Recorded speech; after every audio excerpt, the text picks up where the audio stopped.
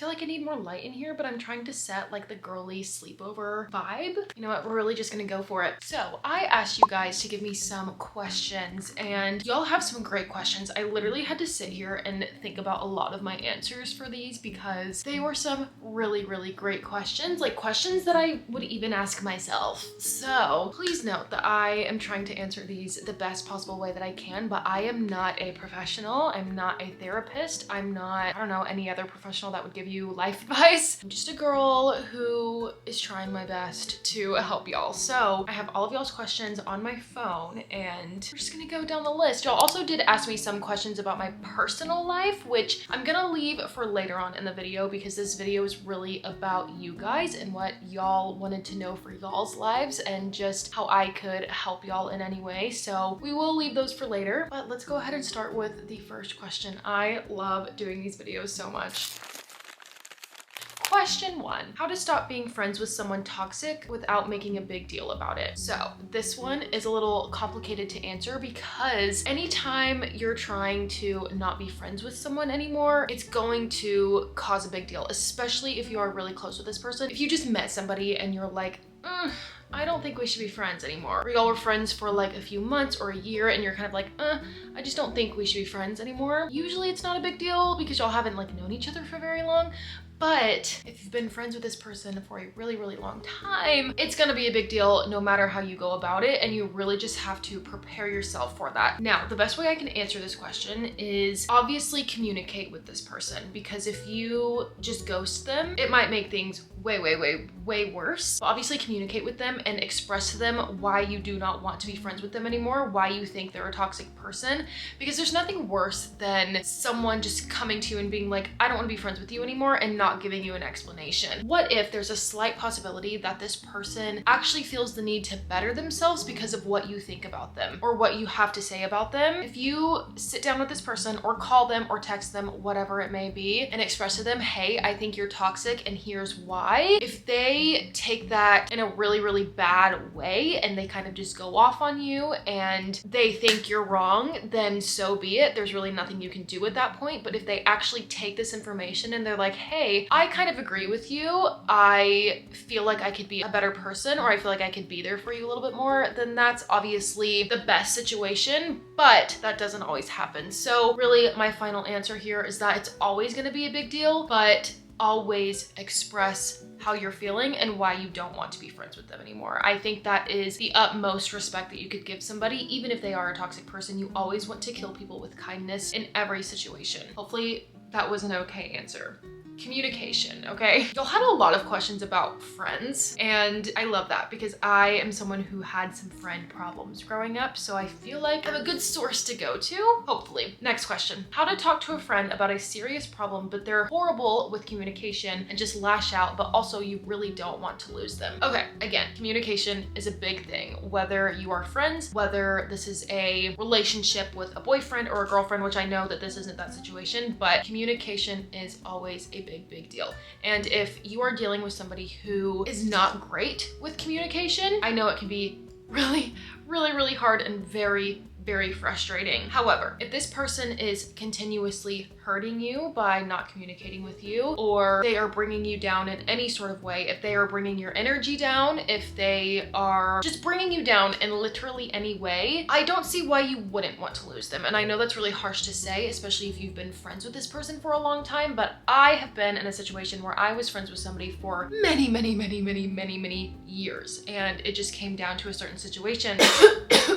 where us being friends just wasn't gonna work out anymore. And like, as much as that sucks, if this person is just constantly dragging you down, you do not want that in your life. But to simply answer your question, I would either sit down with them in person, because if you are texting this person or calling this person, it's really easy for them to end the conversation. If you're on a phone, they can be like, don't want to talk to you anymore, done. Also, if you're texting them, they just have the opportunity to not text back. Whereas if you are with this person in person, face to face, and you're like, hey, this is a serious problem that I'm dealing with, or this is a serious problem happening in our friendship, maybe they'll be more open to communicating, because I know some people have trouble communicating over text and on the phone. So being in person makes communication a lot easier for those people. And even then, if they lash out in person, I'm sorry, but I just wouldn't see myself being friends with somebody like that anymore. Final answer. If you cannot communicate or somebody else cannot communicate properly, nothing is gonna work out ever. Communication is a very, very big thing, and maybe later on down the road, this person can learn to communicate well and y'all can be friends again. But for now, if this person cannot communicate well, even in person, face to face, and they still lash out at you, you need to come to your senses and just say, I don't want to be friends with this person anymore. And yes, you may have some healing to do, but in the long run, you are gonna thank yourself for not being friends with them anymore. Sorry, that was really long and winded. Next question. How do I stay motivated to study when I feel burnt out or overwhelmed with school? Preach amen to this, because I am in this boat currently. I'm struggling with school at the moment, and I have never been one to struggle with school, but this past like year and a half for me have been the actual struggle bus. And I have had to sit down and study when I didn't want to, or when I was burnt out, or do schoolwork when I didn't want to. Literally the past few weeks I've had to do that. So my thing to say to you is motivation comes and goes. Motivation is never going to be permanent. So you have to have discipline. And this, most of y'all probably know, is my word for the year, discipline, because I don't have it. I've never had it. And having discipline with yourself is basically doing things even though you don't want to do them, but you know they need to be done. For example, school. If you don't want to fail your classes, you have to study. You have to do your schoolwork. There is no other choice. You have no other choice. So motivation is not gonna stay with you constantly. To answer your question, how to stay motivated, you can't. How to become motivated, maybe? Romanticize school. I have a whole video on this. Try to romanticize school. Turn on some music. Make your favorite drink. Maybe go to a coffee shop or go to a park. It's becoming nicer outside depending on where you live. I know we're kind of in that weird time of the year where it's like winter and spring. Try to romanticize school as much as you possibly can if it works out for you. Put a movie on in the background. Whatever you can do to kind of make it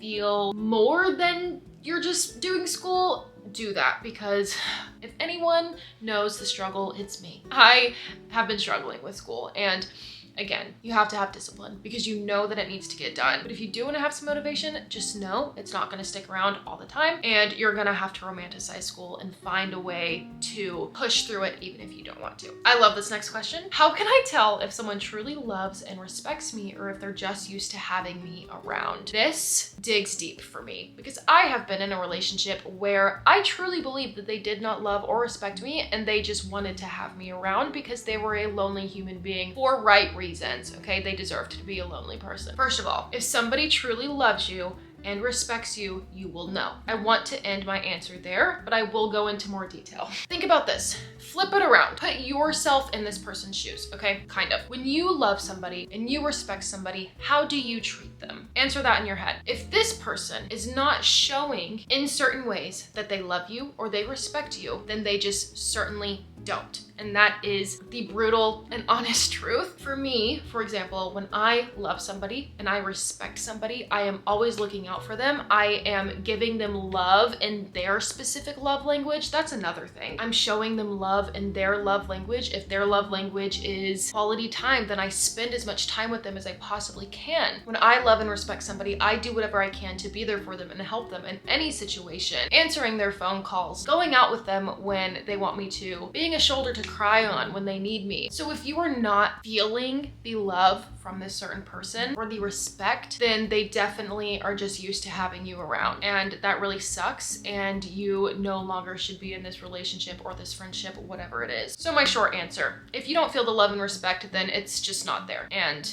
they don't have that for you. And you deserve so much better. This next one, honestly, is a really hard one for me to answer, and it's how to stop being a miserable person. Because this could go many different ways. And the first thing I'm gonna say might tick some people off. Being a miserable person is a mindset. You are doing it to yourself. And I know some people are gonna hate that answer, but it's true. If you are a miserable person, it is most likely you having a negative outlook on absolutely everything that's happening in your life. And you need to turn that around, and you need to figure out ways to be positive. I used to be this person. I used to think very negatively all the time. And what helped me was having a list every single day, a list of 10 things that were positive in my day. And they don't even have to be a big thing. Like, hey, I woke up 2 minutes earlier than I usually do. I made a healthy breakfast for once. I drank a cup of water instead of Dr. Pepper. Whatever it is, name 10 things that are positive throughout the day and read over them 4 to 5 times before you go to bed. This is gonna train your brain to think more positively, and you won't be such a miserable person anymore. Try to laugh more. Try to find some excitement. Look for something to look forward to. Go hang out with people. A lot of miserable people are the ones who are very closed off. They don't hang out with people. They don't like to laugh. They just don't like a lot of things. And truly, I personally think that a lot of times that's because they aren't trying to like certain things. They aren't putting in the effort to be a happier person.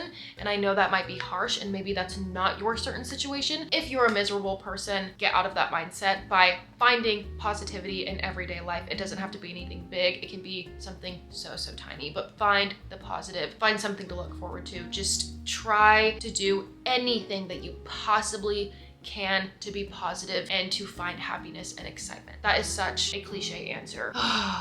God, hopefully that is somewhat helpful. The next one is how to make friends. I was the type of person in school where I found it so easy to make friends. I was very extroverted. I talked to literally anybody and everybody. Emily after high school does not make friends very easily. One, because I don't go out anywhere. I am such a homebody, so I don't really go out. Two, sometimes I feel awkward starting a conversation with somebody, but the truth of the matter about making friends, especially in your 20s, let's be honest, I don't know what age range like my audience is. I think it's 18 to 24 is my highest, but making friends, the truth of the matter is that every single person on this planet, unless you're a miserable person, but every single person on this planet wants more friends, wants to make more friends. We all want to be surrounded by love and friendliness and humanity and friendship. It is in our blood to find friends and find people we love. So if you're trying to make more friends, for example, if you are still in school, middle school, high school, college, and you go to classes, whatever it is, talk to people. Do whatever you can to find any sort of simple little thing to start a conversation over, because truth is that person that you're talking to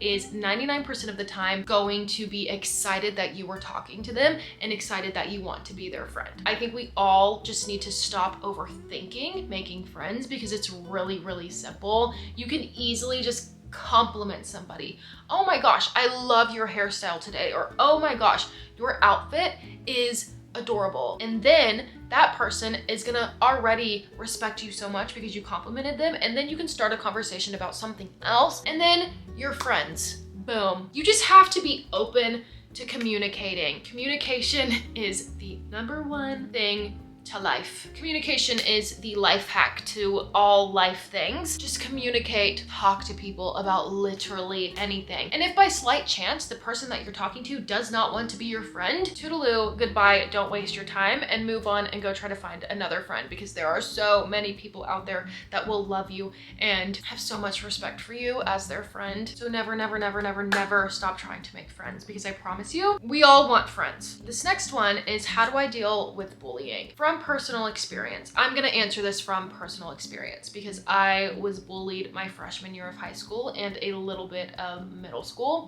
by someone who I thought was my friend. The #1 thing that you can try to do is get away from this person as much as you possibly can. For example, I was in a extracurricular class with this person and I decided that I had had enough. So I went and joined another extracurricular and quit the extracurricular class that I was in with this person. And it worked. I did not talk to her after that ever again. Now, if you can't do that and you have classes with this person and you can't just get out of the classes with this person, kill them with kindness. It's the best possible thing that you can do, because a lot of people will end up feeling really bad for being rude to somebody for absolutely no reason, especially if they're not like dealing it back to them. It's one thing if you're being rude to somebody and they're just dealing it back, it kind of fuels the fire. Whereas if you're being rude to somebody and they're the kindest person that you've possibly ever met in your life, it makes you feel like a horrible person, unless this person just doesn't have feelings. But always kill them with kindness and just get through what you possibly can. Like, if this is physical bullying, pushing, shoving, punching, slapping, please go to an adult for help, like a principal, a teacher, superintendent, wherever you can. But if this is cyberbullying or just, you know, like verbal bullying, always kill them with kindness and do not let it get to you, because the truth behind a bully is that they are the most insecure person. People only bully other people because of jealousy. People don't bully because they just want to. There's always an underlying reason as to why they're bullying, and it's usually because they are jealous of you. So just keep your head so high, because I know that it's so hard, but there are people that love you and cherish you and respect you, and this person who is bullying you is not worth your time at all. So kill them with kindness as much as you possibly can and be the stronger person. And I know it's really hard, but promise everything comes to an end, and this person who is bullying you, there will be a time when they will no longer be in your life anymore. And the times that you kept your head high and were the kind person and the stronger person, you're gonna feel so amazing after that. Next question. What should I do if I think I'm just a filler friend for somebody, but I've already brought it up to them and all they did was dismiss it? Also, if the lighting is changing, it's because I have my TV on and it's going through like different pictures. Being a filler friend is not easy, coming from somebody who has experience being the filler friend. If you have already brought up to them that you feel like you are the filler friend and they kind of brushed it off, this is not somebody you want to be friends with. And I know that's not easy, but in the long run, you are saving yourself a lot of time and a lot of hurt. If you feel like it is necessary to bring it up again to this person or these people, definitely do that and possibly have a face-to-face conversation, not on the phone or not through text message, because again, some people communicate better face-to-face and you can't really like hear tone over text. So if anything, please call this person or these people and have this conversation. So if you feel the need to bring it up to them again, definitely do that. And if they still brush it off and you still feel like the filler friend, or you feel like they're not trying to put any effort into making you not feel that way anymore, it might be best to walk away from the friendship. And I know that's hard, but if they truly feel that there's a hole in this triangle friendship, which is already a really hard situation to be in, but if they feel like there's a hole, then they are going to come to you and be like, oh my gosh, what happened? What's wrong? And then that is your decision to either be like, I've already explained to you twice that I felt like I was a filler friend and I didn't feel respected, or you can give them another chance and say, hey, I've kind of had this conversation with you guys and y'all just brushed it off, but I'm willing to give it another chance. And if y'all really want me in this like friend group, then I'm more than willing to give it another try. That is your decision to make. However, if you're feeling disrespected, please walk away, because you should never ever feel disrespected by your friends. If you are, they're not your friends, and it might be best for you to go find some more friends, which I know is not the best situation, but communication. Once again, and if communication doesn't work, it's time to walk away. This next one I love because, trust me, I'm still learning this, but how to stop overthinking and live in the moment. As someone who has suffered with anxiety, especially overthinking anxiety, just kind of like brooding on situations and having anticipatory anxiety, I am someone who overthinks quite a lot. And I've had to really dig deep and figure out why. And truly, I think the underlying issue for me was the fact that I had no control over certain things. So I have had to do a lot of learning and a lot of telling myself, if this is a situation that I cannot control, I need to stop overthinking about it and I need to let it go. Whereas if this is a situation that I can control, such as my feelings, something that I'm personally doing, then I need to figure it out. I don't need to overthink it, but I need to figure it out. For example, if you are overthinking getting into your favorite college and you've already done everything that you could possibly do, you've written the best essay that you could possibly write, you made the best grades that you possibly could, and you're still laying in bed and you're overthinking it, tell yourself, I have done everything in my ability that I could do to get into this college. Now it's up to whoever is making the decision to make that choice. And it's not up to me anymore. And I have to give away that control. Trust me, when you learn to give up control, you are going to feel like a brand new person, because I was somebody who had to have control over absolutely everything in my life. I had my entire future planned out. I always had to drive places. I always had to plan outings or events with friends. I did not let other people control anything. And it is so stressful living like that constantly. But it stopped me from overthinking everything. However, you cannot be in control all the time. And until you learn that, you will be miserable in your own brain. My advice to you is to put yourself into situations where you have absolutely no control. And I know it sounds terrifying, and it might be the first time that you do it, but seriously, like, let somebody else drive you around. Let somebody else plan an event and you have absolutely no say in it. If you have a boyfriend, let him plan a date and you have absolutely no say in it. Like, just find something that you have no control over. Your brain will eventually learn the difference between this is something I have control over and this is something I don't. And if I do have control over it, great, that's amazing, and I'm gonna figure this out. If I don't have control over it, well, I have no control. So it's not up to me, it's up to God or somebody else, and that's that. So I'm just not gonna overthink it because it's not worth my time and it's not worth my energy, it's not worth my brain power. So the secret to not overthinking is to give up your control sometimes, because you're not always in control, and it sucks, I know, but you need to learn that you're not always in control. Next one, how to keep the spark in a long distance relationship. Listen, I am someone who has failed a long distance relationship, but I do feel like I have great advice. How to keep the spark alive. Number one, and this is the theme of this video, communication. If you don't have communication, it's not gonna work out. You need to have communication. Second, have dates on FaceTime or on the phone. Be creative. When you're in a long distance relationship, if you're not creative, it's gonna be a little difficult. So you gotta get creative with these things. Like, have a movie date on FaceTime, or both of y'all get dinner and FaceTime each other and eat dinner together on FaceTime. Also, plan like meetups every now and then. Say, like, if you're 3 hours or 4 hours away, y'all could possibly meet up once or twice a month, okay? Depending on how busy y'all are. Now, if you are like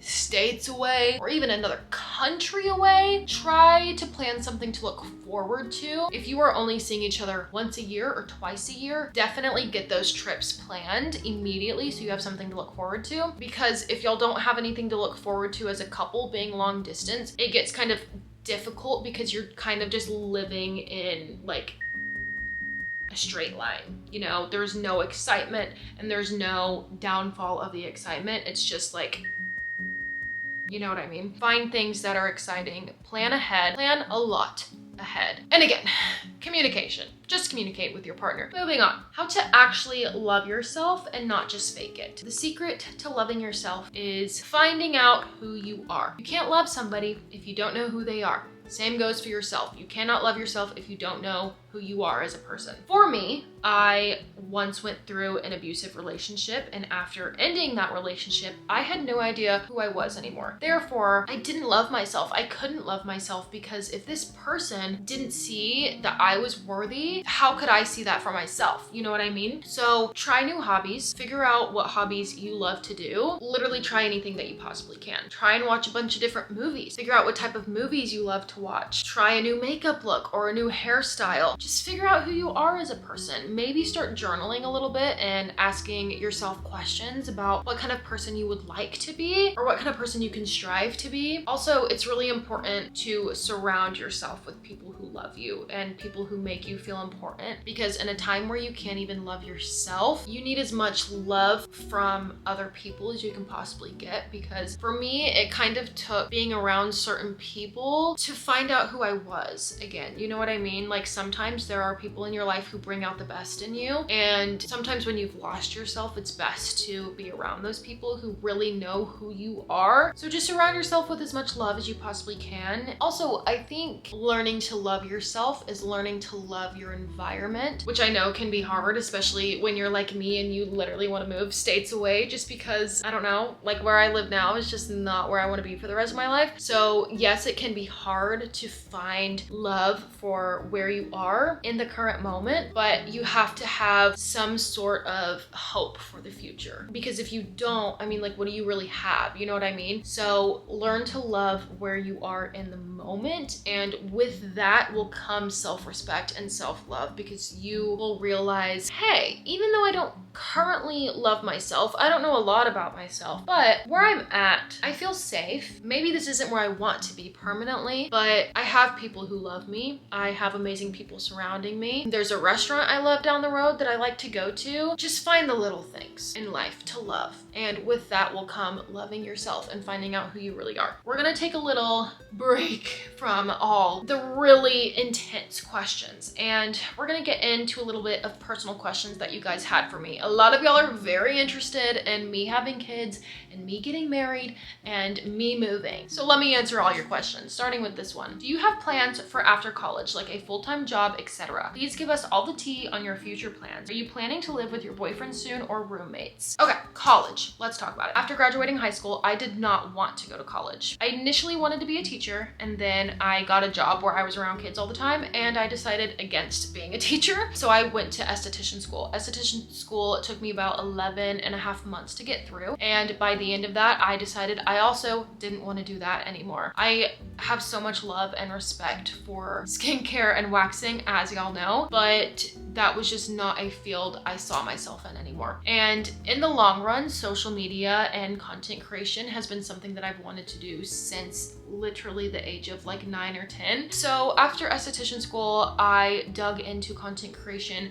very slightly, and then I got a job because obviously I wasn't making money off of social media yet at that point. I got a job working with kids, again the same job that I had when I decided I wanted to be a teacher and then decided I didn't want to. I got that same job, and during that job I started posting on TikTok a lot, and I ended up getting paid a lot more making TikToks than I did at my current job. So I quit that job and I did social media for maybe 6 months, and my mom was like, Emily, you need to figure out what to go to school for because social media is not long term. I beg to differ. There were many arguments, many fights, but obviously when you have a job like content creation, something that can vanish overnight, you need to have a backup. And I didn't feel completely secure not having a backup. So I started college. I am just getting my basics currently. After this semester, I'll have my associates and then I'll go on. But I initially went into college wanting to be in architecture and wanting to be an architect. But then I was put into a calculus class and I decided against being an architect, and I changed my major to marketing, which just makes way more sense because if social media does not work out for me, I can still work in social media just in marketing. And if social media does work out for me in the long run, which I'm praying to God, marketing is still going to help me because I have to market myself somehow. I am the worst at marketing currently, so I'm like ready to take those classes. But the plan after college is to still do content. Just being transparent, I may not use my degree. And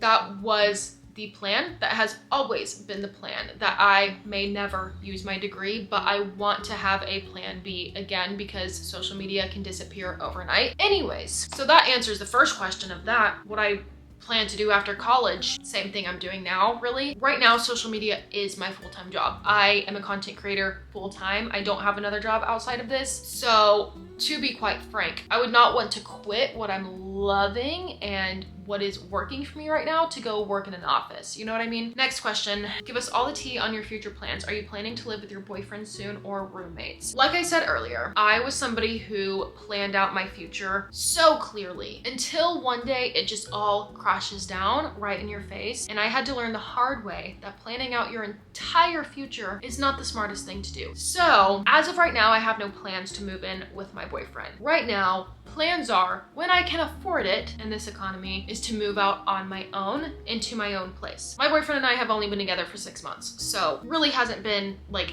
any serious conversations about that. I wouldn't love to move in with a roommate. I don't know anybody who would be my roommate. Like, both of my best friends are married, so I wouldn't have a roommate. As far as that goes, moving out, my plan is to move out when I can, and I really wish I could right now. Like, y'all have absolutely no idea, but obviously I can't afford it, so I'm not gonna like go out and try to move out. So that's as far as that goes. Next question is, how many kids do you want? This has been honestly a topic of conversation between me and my best friend because she is married and they've obviously had the talk of having kids. And at the end of the day, it's different every day. Some days I'm like, oh, I would love to have like 3 kids. Next day, I don't want kids anymore. Oh my gosh, like I'll see a video and I'm like, do I even want kids? And then some days I'm like, wow, I really just want one, and I want her to be my best friend, and I want to dress her up, and I want to travel with her and my husband, and that be it. And then I think, wow, like I don't want her to be lonely. So then I would have to give, I say her like I'm gonna have a girl my first time. I don't want my first child to be lonely, so I need to give them a friend. Therefore, I would have a second child. And I think 2 is like a good start. It's a good baseline. So simple answer, I'll say 2, but it changes every day, honestly. Next, when do you plan to get married? Again, my boyfriend and I have only been together for 6 months, and marriage has not been a topic of conversation just yet. I have always wanted to be married by 25. I'm currently 23 and I'm turning 24 in October. So to say the least, that would be kind of quick for me and my boyfriend. I'd like to be engaged by 25. I don't care. Truthfully, I don't care. I don't care when I get married. Again, I try not to plan too far into the future because things can blow up in your face and it is awful and terrible. I just don't care when I get married. It'll happen when God wants it to happen, and that's that. But I would like to be engaged by 25. But if that doesn't happen, it's okay. Oh, I love this question. Okay, who is your dream brand to get PR from or go on a brand trip with? My dream brand to get PR from, I have a few. First and foremost being MEJ. I love MEJ products so much. Second one being Rhode. To be quite frank, I have tried one Rhode product in my entire life and I enjoyed it. I do, however, want to try more. Next is Rare Beauty. I would love to get PR from Rare Beauty. Gizu is another one that I would love to get PR from. As far as brand trips go, I know that Tarte has a trip every year, I think. That one's not like a dream brand trip for me. It would be amazing to go on. I don't know of a lot of brands that do brand trips. Both the Rare Beauty and Rhode brand trips this year looked amazing. Like, oh, and the fact that they happened at the same time is kind of funny, but oh my gosh, they both looked honestly amazing. I don't know. I would want to go on a brand trip that would send me to another country. And I know that sounds like really selfish, but my dream brand trip is Olive Young. I'm just gonna say that. Olive Young, if you don't know, is a Korean beauty company. Like, they're not a brand necessarily, they're a company. And I have received PR from them twice actually, but I think I've only seen it done once, and they might have done it many times, but they took content creators to South Korea and they got to like shop around Olive Young and everything and explore South Korea. South Korea is my #1 dream vacation. That would be amazing if I got invited on a brand trip with Olive Young to South Korea. I think I would actually throw up from excitement, to be honest with you. So yeah, my dream brand trip is to go to South Korea with Olive Young. That's probably not the answer you thought you were gonna get. Okay, back to the serious questions. How do you deal with life falling apart? This is such a dumb answer, and I realize that, but I'm gonna say it. You have to take baby steps. When you feel like your life is just plummeting, you have to take baby steps, because if you are thinking too far into the future, like, oh my gosh, I need my life to be better, I need something great to happen, you're gonna feel miserable because you're just waiting for something to happen. Whereas if you're taking it day by day, you wake up, you're like, oh hey, the sun's out today, there's a positive that I could write down on my list. That makes me feel a little bit happier. But my life is still not the best, but I'm gonna take it day by day and we'll just see what happens. Sometimes you have to just go through the motions and it sucks. Sometimes life sucks. I'm just gonna be honest. Life is not positive all the time, but you need to realize that there is an end to everything. There is always a light at the end of the tunnel, so take it day by day. That's such a cliche, stupid answer, but genuinely it's probably the best answer that I could possibly give you, because when you feel like your life is falling apart, you have to find the smallest positives in your life and you just have to run with them. You gotta run. Oh my gosh, my hair looks better today than it did yesterday. I am sprinting with that and I'm gonna have a better day because my hair looks good. And even though my life's not the best, even though I'm not making as much money as I want to, even though I still live with my parents, even though I'm mad at my English teacher and I failed an assignment, at least my hair looks good. And I'm just gonna run with that until tomorrow and we'll see what happens tomorrow, or we'll see what happens in an hour. I mean, like, you've gotta take the small things in life and run with them. That's how you can find positivity in life, is just finding the small things and sprinting as fast as you can. Also, keep in mind, it is 12:20. It is midnight, so my answers might get a little drastic. we're having a sleepover, okay? What are some self-care things you can do when you feel lonely? This one's kind of hard for me to answer, I'm not even gonna lie, because I am somebody who loves to be alone. Like, I find joy in being alone. And I think finding joy in being alone is something that I think everyone needs to learn how to do, because you're not always going to be around people. But I do think there is a difference between being alone and being lonely. So, to answer your question, some self-love things you can do when you feel lonely. You can take a very, very warm bath with a face mask and your favorite drink and watch your show and just give yourself all the self-love, and maybe give yourself a little facial, maybe wash your hair, maybe do an everything shower so you can just feel like a brand new person. You can turn on your favorite movie, maybe order some takeout food and eat in your bed and watch your favorite movie. You can play some of your favorite video games. You can read a book that makes you feel happy. I mean, there are so many different self-love things you can do. You can go outside, take a walk, listen to your favorite songs, play your favorite playlist. You can go try a new sport or try a new hobby. You can go paint some pottery, go buy some new shoes. Again, finding the little things, especially when you're feeling lonely. Learn to live in that loneliness, honestly. Maybe that's a stupid answer. I don't know, but there's so many different things you can do to feel self-love. So many different things. This next one is so important to me, and that is, how can a student find time for hobbies? We all have the same 24 hours in a day, and I don't know about y'all. I don't know if y'all have ever seen this, but I'll be scrolling on TikTok sometimes, and I will literally come across a person who wakes up at 5 a.m. They drink coffee, they go to Pilates, or they do some sort of workout, and then they go to work. They have a job. They go to work for however many hours, and then they go home and they do schoolwork, and then they do another workout, and then they make this delicious dinner, and then they, I don't know, maybe they have kids, and then they feed their kids dinner, and they pick their kids up from school, and they take their kids to sports. One day, we all have to realize that we all have the same 24 hours in a day, and some of us are just using more hours than the others. So as a student myself, I too find the struggle in finding time to do other things. Someone else also asked, literally the next one is how to balance work, school, relationships while also having time for yourself. And in high school, I had 3 jobs. I was on a dance team. I went to school, had a boyfriend, hung out with my friends constantly. And now, like, looking back, I'm like, how in the world did I do that? And it's because I used every single hour of my day to do something. Nowadays, I'm like, man, I will go out of the house for 2 hours and I'll come back home and lay in bed for the rest of the day, because that 2 hours took so much of my energy. When in reality, like, I could do so much more with my time. You know what I mean? Like,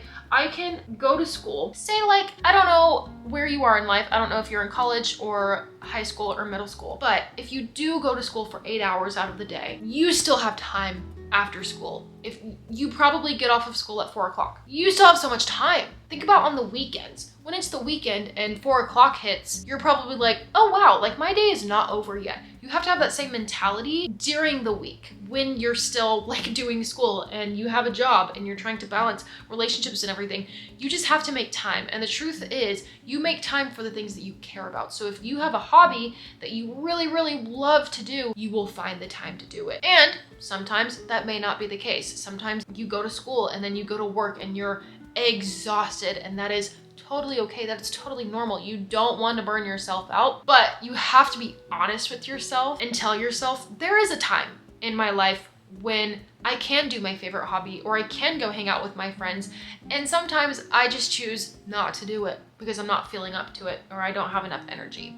And I think sometimes there are times when we should just push through and go hang out with our friends, even if we don't feel like we have enough energy, or we should do our favorite hobby because it makes us happy and it makes us feel like we have a life rather than doing school and going to work. So I know my answers are kind of sporadic, but we need to all realize that we all have the same 24 hours, and some people are just choosing to do more with those 24 hours than the rest of us. Obviously, you need to find time to sleep, and you need to find time to prioritize school and prioritize work. If you're doing both, which I know is very hard, you will find the time for the things that you love. And it may not be every single day, and that's something we need to realize, is that we may not be able to do our favorite hobbies every day because we have work or we have school, and then we're tired when we get home. But there are gonna be times when you have the time to do it and you're gonna tell yourself, I'll do it tomorrow, and then you don't have the time tomorrow. So just really take life with every grain of salt that you have, because oh my god, I saw a TikTok today and it was like there's somebody your age where it's their last day on earth, and that really hit me. And I was like, I am not doing things with my life. Like, I sit in bed a lot of the time. I scroll social media a lot of the time. I don't hang out with friends as much as I could. I don't do hobbies as much as I could. Like, I'm not living in the real world. I'm living in here, and that is just not good. I guess just live in every minute that you possibly can. Well, I really like this question, and it's, what's the most important quality you look for in a friend? There are many. Again, there have been times where I've had to dump friends because they just didn't have the qualities that I needed. Same as you would dump somebody if they didn't have what you needed. The qualities that I look for in a friend are loyalty. So somebody who will always be there for me and stick up for me literally no matter what, but also somebody who's gonna be honest with me. If I am upsetting them, or if I'm just doing something that they don't think is right, I want my friend to be able to come to me and say, hey, I don't really agree with what you're doing. Or, hey, I'm upset with you because you made me feel this way. You know, I just need somebody who is honest with me. And that is also like with a boyfriend too, or a life partner, whatever. Another quality is somebody who is talkative, somebody that I can talk to for hours upon hours upon hours, because I'm a yapper, as we know, and if you can't hold a conversation with me, then I'm gonna get really bored. So you gotta speak, you know what I mean? Someone who's really positive. I cannot stand negative people. I just cannot stand when people are negative 100% of the time or 90% of the time. I need people surrounding me who are positive, like 80-20, you know what I mean? Maybe 90-10, because there is always a brighter side to things. I'm someone who is constantly looking for the positive rather than the negative in any given situation. I always look for somebody who is positive, somebody who is not quick to anger, or somebody who is great at communication. I feel like all of these like go with what I look for in a boyfriend too, but there's nothing that bothers me more than somebody who is quick to anger and just quick to be mad. I was once that person, and I really had to teach myself to slow down my brain when I'm becoming mad at something, and obviously not to take my anger out on other people. Yeah, just somebody who isn't angry all the time. And if they are mad at something, they obviously don't take it out on me or other people around them. I think that's just a few. I think that's enough. But yeah, that's what I look for in a friend, and also a life partner. This next question, I have a very simple answer for, but how can one find hobbies suitable for oneself? Simple answer: try as many hobbies as you possibly can. You're not gonna find hobbies that you like if you don't try the hobbies, you know what I mean? I have a whole hobbies video if y'all want to go watch it. It's like 70+ different hobbies. I probably should do an updated one, but there are so many hobbies out there, and if you don't think there is one single hobby that you could possibly like, you are definitely mistaken, because there are so many. The easy, simple way to find one that is suitable for you is to try as many as you possibly can and see which ones stick and which ones don't. Next question: do you believe in love at first sight? I believe in attraction at first sight. I don't necessarily believe in like love at first sight, because you can't love somebody without knowing somebody, you know what I mean? For example, when I first met my boyfriend, okay, not when I first met my boyfriend, when I met my boyfriend again for the first time, I was like, oh wow, he's really cute, because I hadn't seen him for like years upon years. I was like, oh wow, he's like really cute. Did I love him? No, I didn't love him at first sight, but I thought he was attractive at first sight. So I don't know that I believe in love at first sight. Honestly, I don't think that it's possible to love somebody without knowing them, you know what I mean? So if you love somebody when you just like saw them walking across the street, even if you end up marrying this person and you're like, wow, love at first sight, because I saw you and I loved you. Not really. I think you need to get to know somebody before you can love them. But attraction at first sight is definitely a thing. And maybe even like wanting to pursue something with someone at first sight. Next, what do you think is the key to a successful relationship? I know what the key to a successful relationship is, and that is communication. If you do not have communication, if you or your partner cannot communicate issues or literally anything else, it is not going to work out. You have to be able to communicate with each other, and if you don't, all hell's gonna break loose. Like, I'm just gonna be totally honest, because you have to be able to communicate about literally everything, as simple as what time you're going to their house. You know, like, if you mess that up, I don't know how well that relationship is gonna go. Like, you've gotta be able to communicate about literally anything and everything. But on the other end of that, you have to be able to listen. Both partners have to be able to listen to each other. Even if it's something as simple as my coffee order, okay? Y'all have to be able to listen to each other and actually listen and take in the information at the same time. Okay, my camera's dying, so I need to answer this last one kind of quickly. The last question is, do you have any tips on how to open up to new people and accept new opportunities / things in general when you've been hurt many times before and experienced toxic relationships? So my first advice is to heal yourself before you try to get into another relationship, or if this is like a friend issue, if you've had friend problems, definitely heal from those situations before you go out and try to like make new friends, because it can be very, very daunting, especially when you've lost trust in people because of other people.